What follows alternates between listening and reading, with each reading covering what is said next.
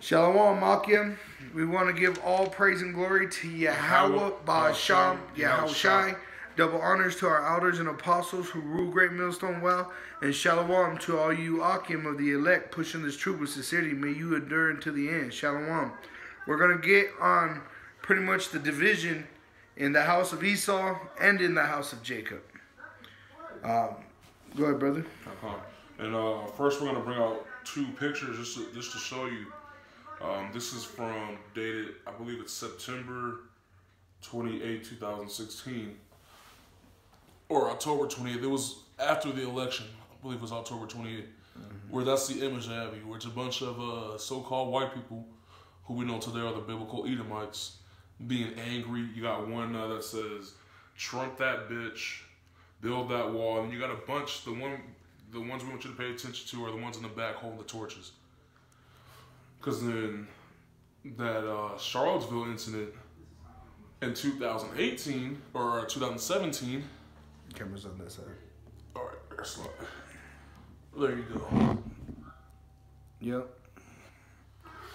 And basically, you have this whole division right now between Esau, where you got the white nationalists / neo-Nazi / Ku Klux Klan against the liberal, conservative Christians, whatever you want to call them, those so-called white people that are for everybody being together.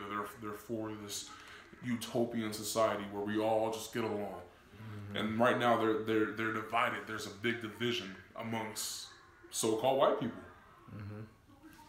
And that's prophecy coming to be fulfilled, because like the brother said, that date that the newspaper was put out was a whole year before that even took place. Before, you never saw white men marching together with torches, or so-called white, Edomites, I should say. So, division inside the households is part of this prophecy, because this two-edged sword doesn't just cut to defend, but it also offends. Because a sword, it will cut you too. If you don't know how to maneuver one of these swords, you cut yourself and divide. Your camps. You could divide your house. You could divide a lot of foolish things if you don't have that wisdom and understanding of these prophecies come to play, and also maintaining faith in the Lord. Because when you see prophecy coming to be fulfilled, it starts to give you an understanding of how serious these times are. Because these Edomites ain't coming for friendship or peace treaties. They're coming to annihilate you.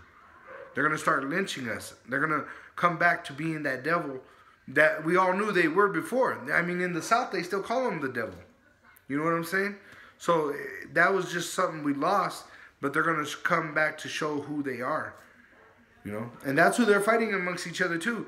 Because they're fighting, the white nationalists are fighting the Antifa. And Antifa is nothing but a bunch of Edomites. That's why they're covering their faces and everything. They're trying to look like a Jake. But they're Edomites. It's the house divided. You want to get these up? This is 1 Timothy chapter 3, verse 5. For if a man know not how to rule his own house, how shall he take care of the church of Yahweh? So right now you got the elites, who will be the so-called white men set up today as the rulers of this world. Before, he used to have everything in check, where okay, you keep the neo-Nazis over here, and then we'll keep the liberals over here, and we'll keep everybody in place, and then everything's good. But now everything's getting out of check. Where you got the kids running around the house, the cats shitting over everywhere. His house is out of order. So how can the so-called white man, who is Esau Edom, expect to rule the kingdom of the Most High when he can't even have his own house in order? But yet you got so-called Christians, all these believers, born-agains, that would have you believe that they're of the righteous seed when it's clearly a bloodline. Now, we're not talking about color or anything like that, but if your seed goes back to Esau, Edom, then I don't care what color you are, you're not getting in the kingdom. Because you've proven with your elites, these are the top of your nation, that you cannot even keep your own house in order. No, and that's why the world's out of order. because we went off and now Esau's in rule. So then look at the destruction that they caused. They dropped bombs on places like it ain't nothing. But all that has an effect on the environment, on the animals, you know.